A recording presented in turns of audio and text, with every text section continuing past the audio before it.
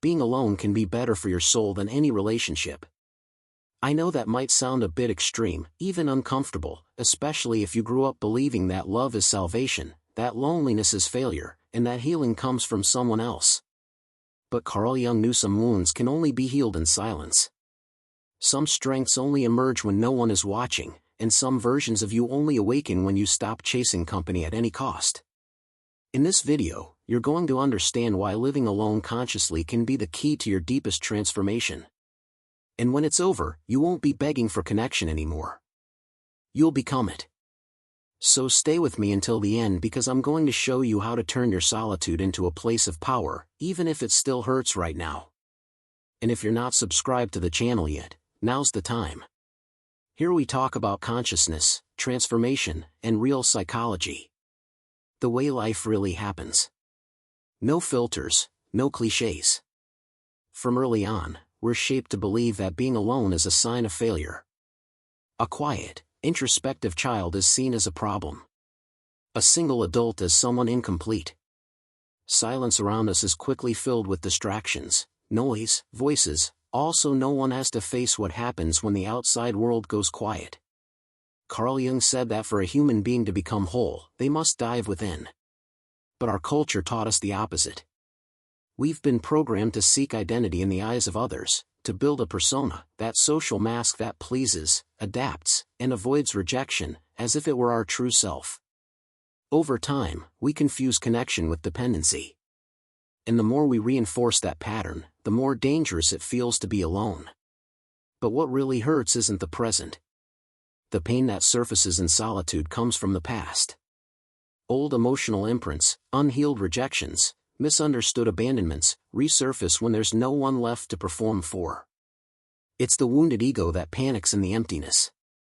Because it's the ego that depends on responses, validation, on someone else's presence to feel like it exists. The soul isn't afraid of silence. But the ego is, and with good reason.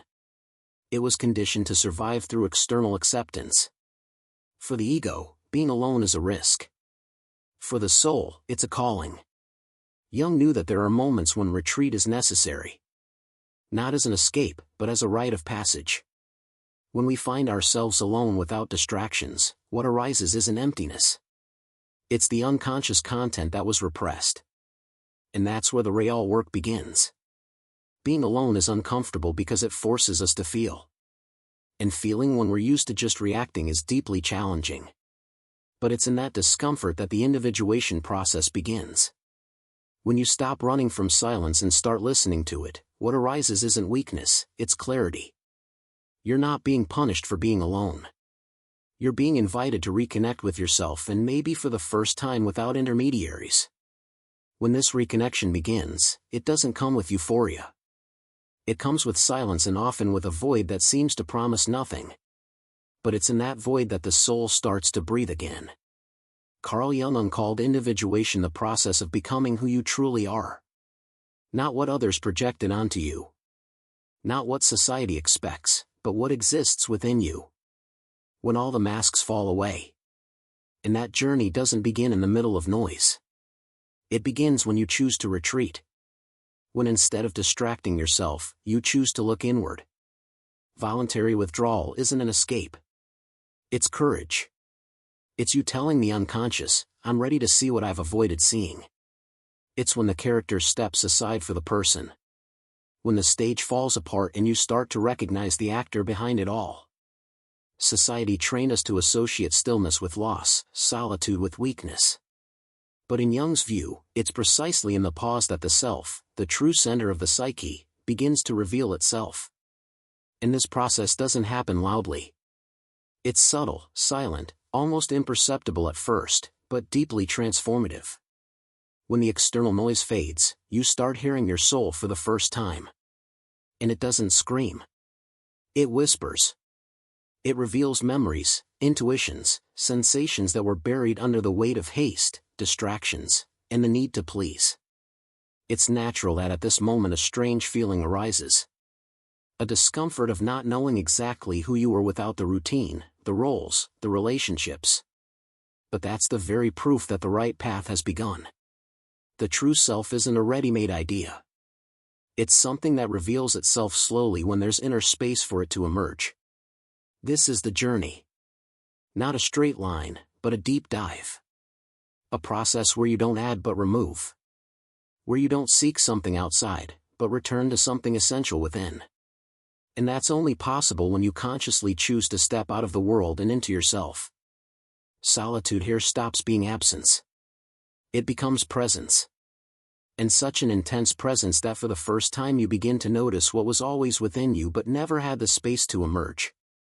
It's in this space of presence that something subtle and at the same time profound starts to happen. What once seemed so solid in you begins to show cracks, and it's not destruction, it's revelation.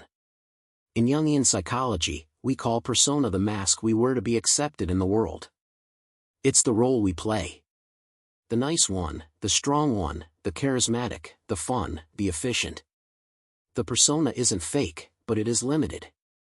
It's built to fit in, to protect, to belong. But there comes a moment when it no longer fits. And that moment almost always happens in silence. Because while we're surrounded by people, tasks, expectations, the persona works like a shield. But when everything goes quiet, when no one's watching, it stops making sense. You start to realize that so many things you used to do, feel, or say were automatic responses, emotional addictions, learned reactions, the performance of acceptance. And when that theater falls apart, it can be terrifying because what's left is just you. Raw, real, unscripted. But that's exactly where the soul starts to show up. Jung said that individuation is only possible when the persona loses its grip. And that doesn't happen by force. It happens gradually when you stop feeding the character and begin to sustain the self. It's unsettling. Yes, you might feel like the ground is slipping away, like you no longer know who you are, but that's not confusion. It's a new beginning. You're finally disconnecting from the version you were trained to be and making room to discover who you truly are. At this point, it's normal for sadness, anger, even fear to surface. Because the persona was there for so long, it felt like you. And when it starts to give way, old repressed emotions come up with it. But this isn't a setback. It's cleansing. It's the unconscious being released. Solitude at this point is no longer an external state. It becomes an internal tool, and it starts acting like a mirror, revealing, deconstructing, purifying. You're not losing yourself. You're finally shedding your layers. And what's left once all the excess is gone is the beginning of something authentic. Something that no longer needs an audience. Something that only blooms when you have the courage to stop running from yourself without the mask. What shows up first isn't lightness. It's density. It's like opening a room that's been locked for years and watching the dust rise. Silence is no longer just an empty space. It becomes a mirror. And this mirror reflects everything you've avoided feeling your whole life. In Jungian psychology, that repressed content is called the shadow. Everything you didn't want to see in yourself, your pain, fears, impulses, traumas, shame. Not because you're weak, but because you didn't have the space or support to face it before. The shadow is all that was excluded, denied, or judged as unacceptable. And when you sustain your retreat, it finally finds a way through. Suddenly, old memories return. Emotions you thought were long gone resurface with intensity. A sadness with no name, an anger with no target, a fear that feels endless. Silence starts to scream. And this is where many people give up. They run back to distractions, to shallow relationships, to the comfort of autopilot because the shadow hurts and facing it is hard work. It takes presence, humility, patience. There's no glamour, no applause, but there is truth. Jung said, one does not become enlightened by imagining figures of light, but by making the darkness conscious. And that's what's happening here. You're not regressing, you're clearing. And the pain of this process isn't punishment, it's release. Yes, you'll want to give up. You'll wonder if it's worth continuing. But it's important to understand this stage isn't the end. It's the middle. It's the turning point. It's the darkest hour before the dawn. The part of the journey where everything in you begs to go back. But your soul has already started moving forward. And it doesn't want to repeat anymore.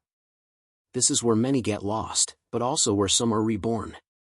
Because those who hold space for this confrontation pass through a portal. Those who accept the shadow discover that behind it there was strength. There was awareness, there was power. You're not being destroyed. You're being deprogrammed. And what's emerging, chaotic as it may seem, is the raw material of your transformation. The only question is, will you abandon yourself again? Or will you move forward even with fear? But not everyone arrived at solitude by choice. Some were pushed into it, hurt, ignored, left behind. And that changes everything. Being alone by choice is a path of strength. But being alone by exclusion is first of all a place of pain. It's different to wake up and say, I choose to be with myself, than to wake up and realize no one stayed, no one listened, no one came back. Many people carry this loneliness disguised as independence. They learn to handle things on their own because they were disappointed too many times. They built walls not because they love silence, but because closeness hurts. And that kind of distance doesn't free you, it hardens you. Carl Jung warned that a soul too isolated begins to collapse in on itself. When isolation becomes a survival strategy, life energy stops flowing. A person starts living in defense mode, and what looks like self-sufficiency is often just a deep fear of trying again. The line between solitude and isolation is thin. But it makes all the difference. In solitude, you find yourself. In isolation, you protect yourself. One heals, the other hides. That's why it's so important to ask an honest question. Did I choose to be alone, or did I just get used to the absence? Am I at peace or just numb? That reflection can be uncomfortable, but it's the beginning of the shift. Because only by recognizing that pain do you start to break the automatic cycle.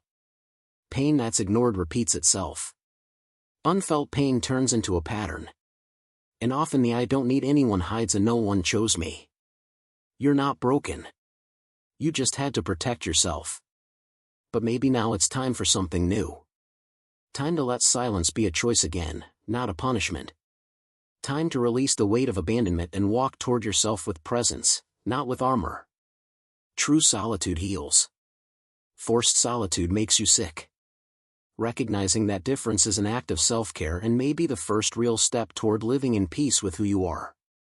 When the soul begins to feel safe, the body responds, because the body also learned to live on high alert, to brace against rejection, criticism, abandonment, to tense up just to survive the fear of not being accepted, of being forgotten, of being hurt again.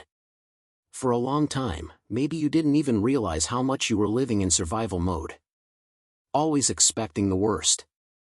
Always trying to protect yourself from something invisible. Always with your breath held, shoulders tense, chest tight. But as you hold space for solitude, not as punishment, but as a space for reconnection, your nervous system begins to register a new message. You are safe. Carl Jung used to say, the unconscious isn't just a dimension of the mind. It's imprinted in the body. Every unprocessed emotion turns into tension. Every unresolved story manifests as physical blockages, as unexplained discomfort, as chronic exhaustion. That's why true transformation doesn't happen only in the mind. It must be felt, metabolized, embodied. And that's exactly what begins to happen here. You start to breathe more deeply, sleep more peacefully, feel less need to explain, defend, or anticipate. The body begins to sync with the present, and the present for the first time doesn't feel like a threat. This shift isn't sudden. It's subtle, but deeply liberating. It's when you realize you no longer have to be on constant alert. That you can exist without needing to prove yourself. That you can feel without the fear of being overwhelmed by your emotions. This state isn't disconnection. It's coherence. It's when your mind, body, and soul begin to operate on the same frequency. A frequency that doesn't require effort to exist. That doesn't depend on validation to feel worthy. That doesn't wait for approval to breathe in peace. Solitude stops being a struggle. It becomes a familiar space, an internal place of stability. And that place doesn't exclude the world. It just no longer depends on it. you begin to notice there is strength and softness, that there is protection and presence. And that being alone doesn't mean being vulnerable. It means being whole. And when the body feels that, it releases. It lowers its guard. And for the first time in a long while, you can simply be. No tension, no rush, no fear. With the body calmer and the nervous system at rest, something begins to emerge in a quiet yet very real way. A silent perception, subtle, that doesn't shout or impose itself. It's like a whisper from within. And when the body feels that, it releases. It lowers its guard. And for the first time in a long while, you can simply be. No tension, no rush, no fear. With the body calmer and the nervous system at rest, something begins to emerge in a quiet yet very real way. A silent perception, subtle, that doesn't shout or impose itself. It's like a whisper from within. A certainty you can't explain, but you feel. That's intuition. Intuition doesn't compete with the world. It doesn't need to overcome the noise. It simply waits. Waits for you to make space for you to stop chasing answers, explanations, external guarantees, and start trusting the wisdom that's already there, dormant, but alive. Carl Jung considered intuition one of the 4 fundamental functions of the psyche. For him, it was the ability to perceive deep patterns, subtle truths without going through logical reasoning. An intelligence that comes from the soul, not the mind. And that only fully manifests when there's enough inner silence to hear it. In this state of presence with yourself, you begin to feel what's right before you know why. You start sensing paths before you see signs. And that's not magic. It's internal coherence. It's your psyche functioning in harmony without noise, without conflict. You start to notice small things. A discomfort you used to ignore. A sense that something no longer fits with who you're becoming. A subtle pull to change direction. And slowly you begin to trust that feeling more, to follow less of what the world expects and more of what your soul signals. This inner perception doesn't need proof. It doesn't need to justify itself. Because when you're connected to yourself, doubt loses power. And what arises in its place is something rare. Effortless confidence. It's not arrogance. It's knowing. A knowing that doesn't come from the ego, but from the self. The deepest and most honest part of your being. The part that always knew but never had space to speak. This is the true gift of conscious solitude. It doesn't just silence the external world. It reveals an entirely new inner one. A world where answers aren't chased, they're recognized. And where presence finally becomes direction. With intuition awakened, something deep begins to align within you. You no longer search for direction in the world because now it comes from within. And along with this presence, an image begins to take shape, your future self. This isn't about idealizing a perfect version of yourself or pressuring yourself to become someone new. It's subtler than that. It's as if little by little, you begin to feel the frequency of the person you're becoming. And instead of chasing them, you start walking with them. In Jungian psychology, the self is that guiding wholeness, the complete image of your soul in a state of coherence. That future self is a symbolic expression of that journey. Not a character to reach, but an inner direction, a living compass. You begin to realize that what you've been looking for outside isn't something missing. It's something already vibrating inside you, asking for space. And when you begin to live more aligned with that, decisions become easier, boundaries become clearer, relationships take on new meaning. This future self doesn't demand effort. It invites listening. It doesn't judge what you haven't yet become. It honors every step you've taken. And the closer you get to that presence, the more natural it becomes to say no to what no longer fits and yes to what resonates with truth. It's as if you begin to inhabit this new energetic space even before it fully materializes. You feel the peace before the achievement, the freedom before the external change. And that strengthens you because now you have a place to act from, not just something to chase after. This movement is silent, but it changes everything. What used to be a goal becomes a frequency. What used to be a dream becomes a state. And you stop waiting for the world to change in order to live in peace. You live in peace and the world begins to respond. This is the kind of presence that doesn't demand, doesn't beg, doesn't adapt. It leads, and because of that, it transforms. You're no longer running from the past nor merely healing the present. You are finally becoming someone capable of holding what you once dreamed of. Up to this point, much of your journey has been about healing, about silencing the noise, facing the pain, holding the transformation. But something shifts when you start living in alignment with that future self. You're no longer trying to fit in. Now you hold. You emanate. It's as if little by little your energy stops being a reaction and becomes a presence. You stop reacting. Stop adapting to your environment, to expectations, to the noise, and you begin to radiate a frequency that comes from within. A frequency that organizes everything around you. In analytical psychology, Jung spoke of the regulating center of the psyche, the self.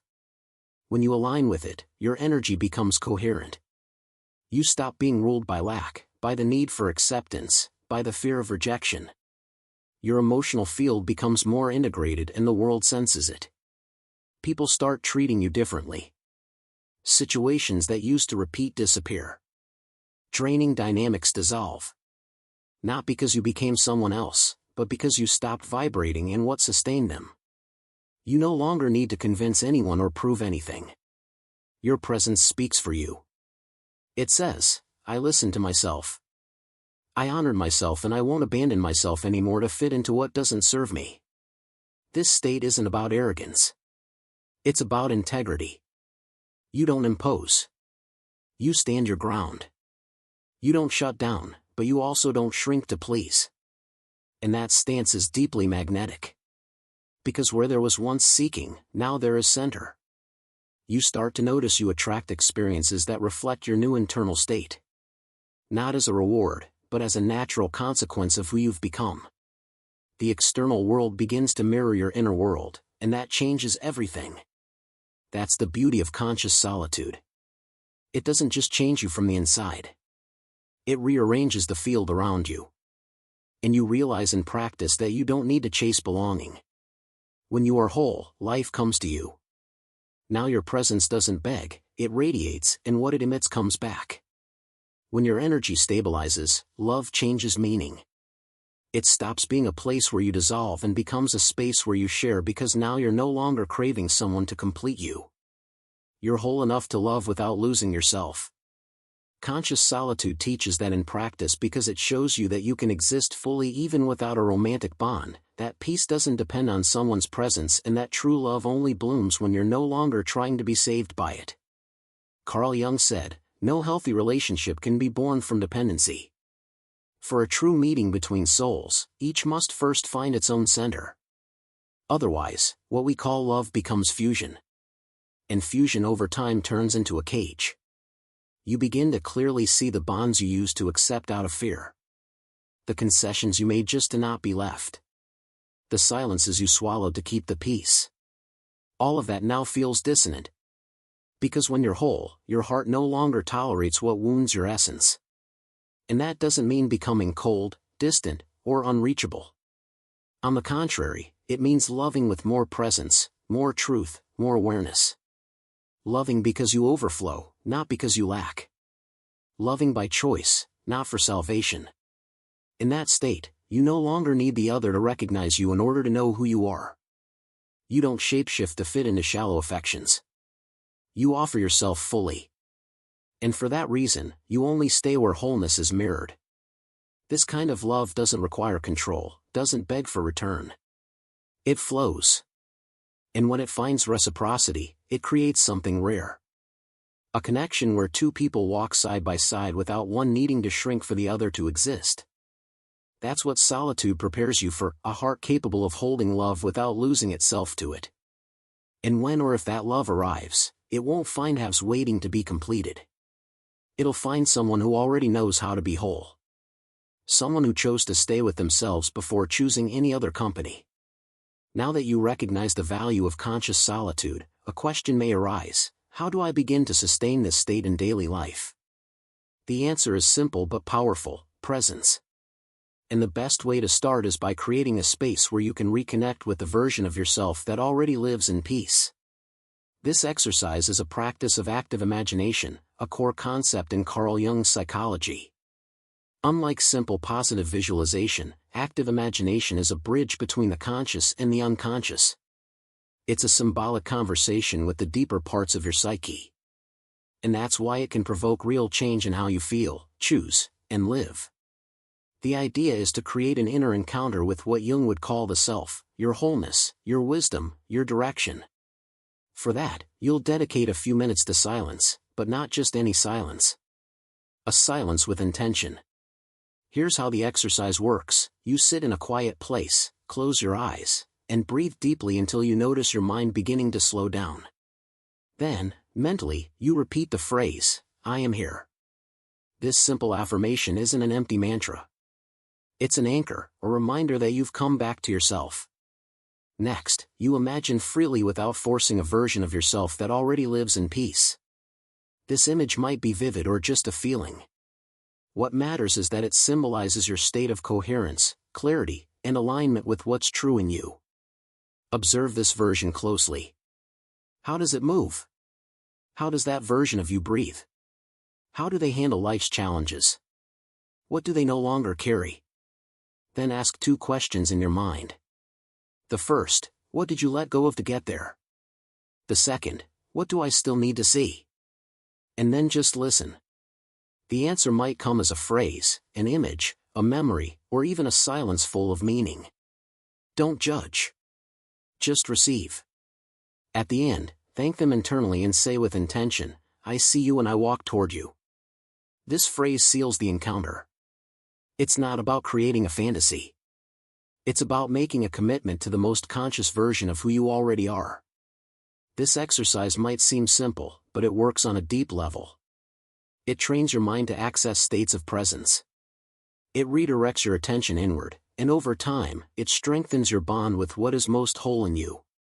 It's a symbolic step, yes, but every true new beginning starts with a symbolic gesture, a quiet movement that says, "I've come home."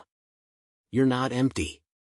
You're full of yourself, full of parts of you that had been forgotten, suppressed, silenced in the name of relationships that didn't fully see you. Conscious solitude showed you that. It didn't isolate you. It brought you back to yourself.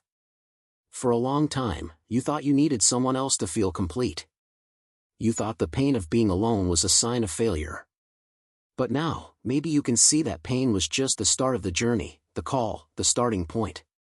Carl Jung said, "The most important encounters are the ones we have with ourselves." And maybe this is the deepest one of all. The moment you stop running from yourself and start looking at yourself with presence, not with judgment, but with genuine interest. What was born in this process wasn't coldness. It was strength. You didn't become hard. You became whole. And now you carry a peace that no longer depends on anyone. A clarity that doesn't need approval. An energy that no longer bends to incoherent environments because it has learned to radiate its own truth. You're not isolating from the world. You're choosing yourself. You're growing internal roots so that if love does arrive, and it can, it finds fertile soil, not dry land waiting to be saved. This journey isn't about rejecting relationships.